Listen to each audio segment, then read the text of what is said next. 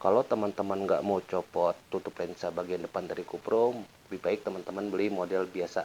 Jangan beli yang super sweet seperti ini ya.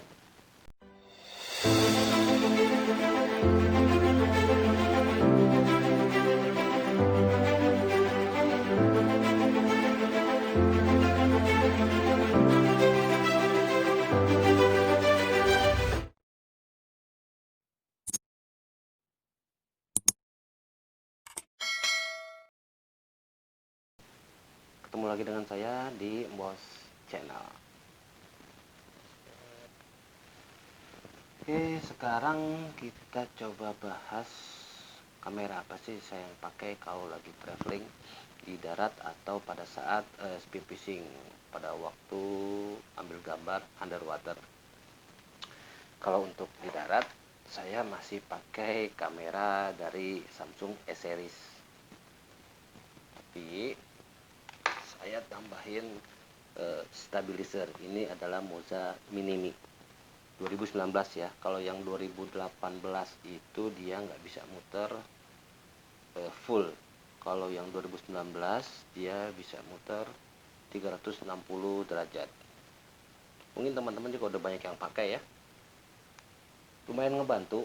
Jadi getar-getar atau shake waktu teman-teman ngambil gambar pakai HP sebenarnya itu lumayan mengganggu.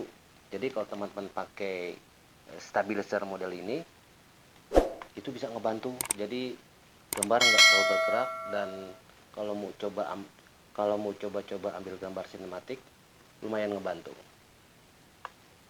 Saya coba pakaiin dulu ya.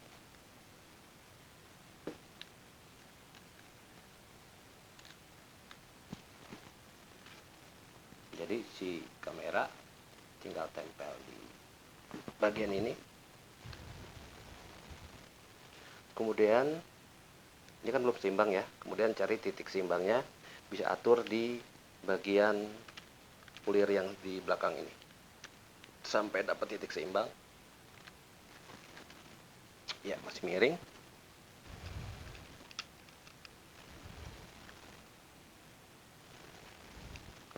Ya, udah mulai seimbang ya.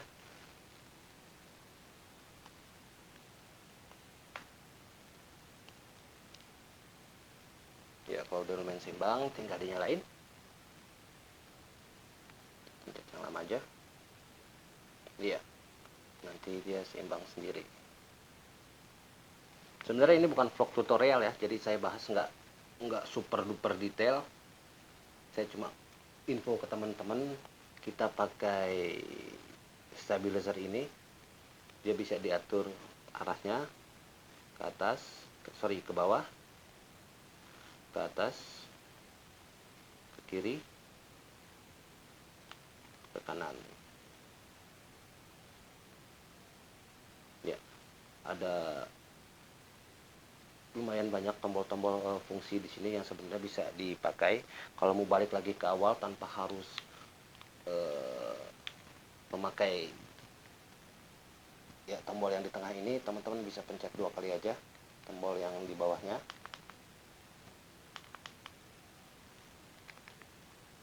Ya, dia langsung balik ke awal.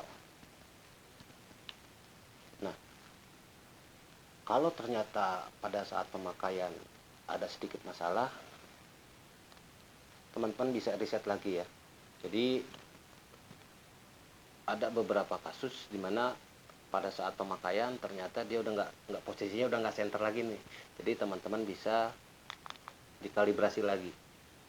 Nanti setelah dikalibrasi hasilnya center lagi. Nah, selain itu saya pakai juga mic yang model gunshot, model seperti ini. Jadi di bagian depannya ini ada kalau orang sebut ini dead cat. Kenapa orang sebut dead cat? Dead cat kan kucing mati ya. Saya juga nggak ngerti. Mereka menyebutnya ini dead cat. Jadi untuk meredam noise, meredam suara angin dan lain sebagainya. Dan dia bisa merekam, kemarin saya coba sekitar sampai 5 meter sampai 7 meter. Ini bisa ditempel di bagian bawah sini. Saya ambil sebelah kiri ya.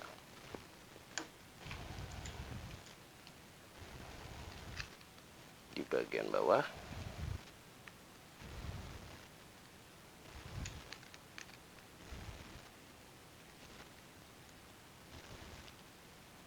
kemudian ini ada jack yang bisa ditempelkan langsung ke jack yang ada di sini.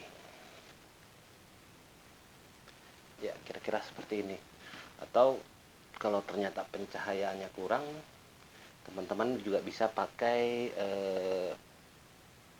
lampu. Di sini ada tempat dudukan lampu juga. Jadi kalau seandainya cahaya pada saat pengambilan gambar berkurang, teman-teman bisa tambahkan lampu di sini. Sebentar, saya coba ambil dulu ya.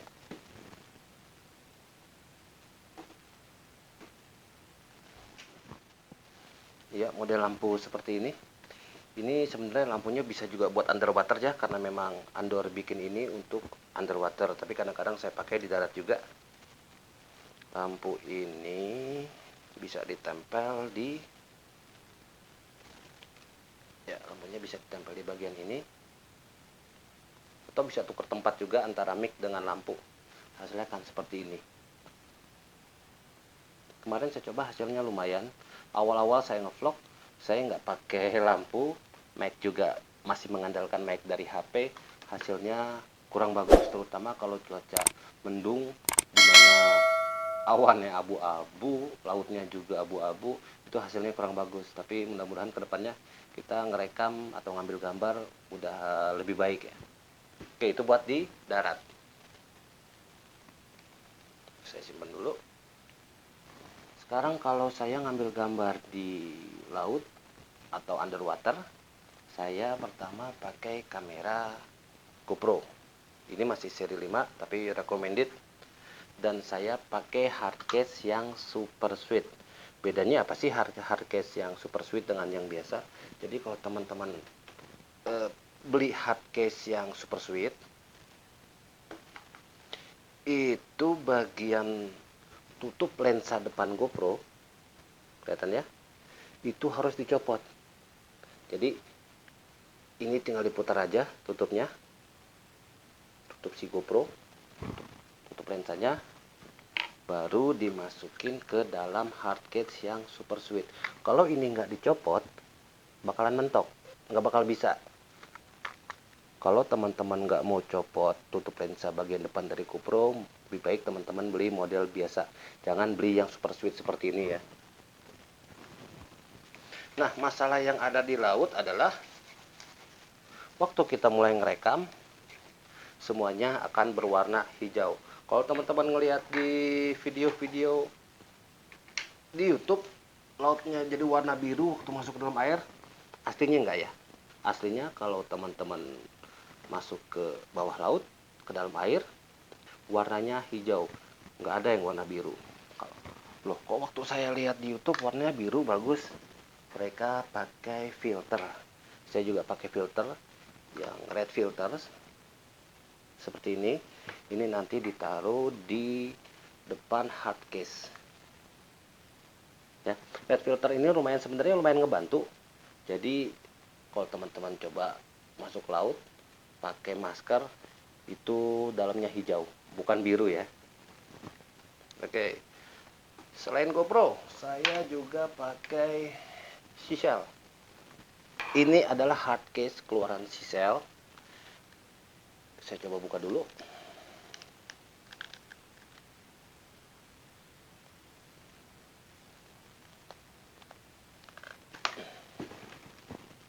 Ya, ini hard case keluaran Seashell. Hard case ini mampu dibawa sampai kedalaman 40 meter. Harganya mungkin sekarang sekitar 600 sampai 700 ya untuk hard case Seashell untuk digital kamera. Tombol-tombolnya udah sesuai semua. Oke, selain ini saya juga masih pakai kamera iPhone 5, iPhone lama. Cuma karena dia memang ada hard case-nya seperti ini, jadi iPhone ini masih tetap saya pertahankan. Ini hard case juga keluaran dari Seashell. Ya, kalau teman-teman coba browsing di toko-toko online, coba ketik Seashell, Seashell, teman-teman akan lihat produk-produk hard case buat underwater. Nah, sebelumnya saya juga pakai produk-produk seperti ini. Aman apa enggak sebenarnya produk-produk seperti ini? Kalau untuk di permukaan, ya, menurut saya sih, kalau untuk di permukaan menurut saya sih aman. Tapi kalau dibawa masuk ke dalam air, saya agak kurang yakin ya. Lumayan deg-degan. Takut-takut ini kemasukan air, habislah HP yang kita bawa ya. Saya jarang pakai ini. Walaupun sebenarnya untuk di permukaan saja ini cukup ya. Atau ada juga model case untuk S seri, itu model case seperti ini. Belakangnya ini hard case, tapi depannya ini soft case. Artinya kalau teman-teman pakai case ini, fungsi touchscreen dari si HP masih berfungsi. Karena di depannya ini lapisannya soft case, bukan hard case. Yang belakangnya iya hard case. Cuma untuk dibawa sampai kedalaman lebih dari 5 meter saya agak sedikit sanksi. Takutnya tekanan air yang ada di bawah 5 meter bisa bikin air masuk ke dalam case ini. Oke, mungkin ada yang kelewat tadi. Kita balik lagi sedikit ke GoPro. Selain saya pakai hardcase yang super sweet, saya juga pakai, sambil dulu, saya pakai dom untuk ambil gambar 50-50. Jadi 50% dia bakal mengarah ke air, 50% bakal mengarah ke darat. Kira-kira seperti ini bentuknya, teman-teman juga mungkin udah banyak yang tahu. Ini produk dari Telesin. Saya udah pakai ini hampir 2 tahun lebih, dan buat saya sih buat ambil gambar ini rekomen banget ya. Asal jangan ada embun. Sama seperti hardcase yang super sweet ini. Mungkin teman-teman juga ngalamin masalahnya adalah embun atau fog. Saya masih mengandalkan semprotan ini untuk mengatasi embun, baik embun yang ada di masker, embun yang ada di super sweet, maupun embun yang ada di Telesin ini. Caranya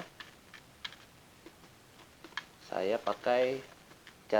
semprot di bagian dalamnya, kemudian dibiarkan selama semalaman, baru kemudian besoknya saya pakai. Oke, saya coba buka.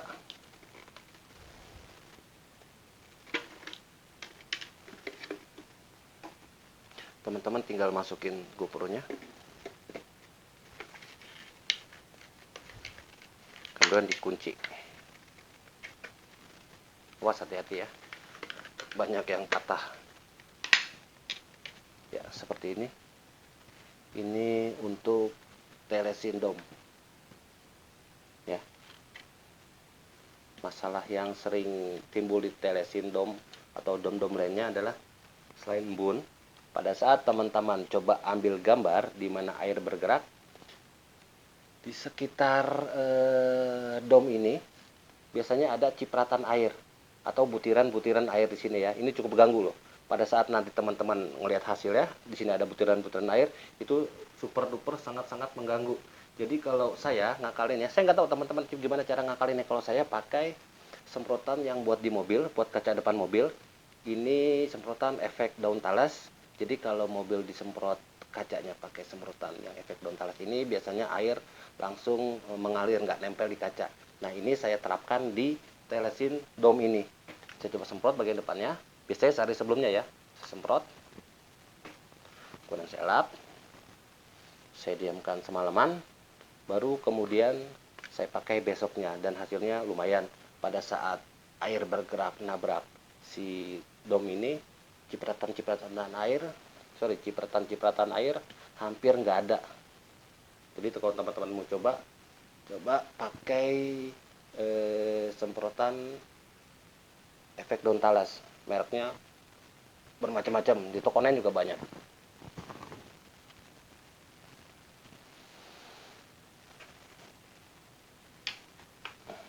Oke, kira-kira itu aja info dari Mos Channel mengenai pemakaian kamera yang selama ini saya pakai baik di darat maupun di laut atau underwater. Mungkin kedepannya mudah-mudahan beberapa bulan atau 1 tahun ke depan kita udah bisa upgrade pakai kamera-kamera profesional. Oke, makasih udah nonton Mos Channel. Sampai ketemu di vlog selanjutnya.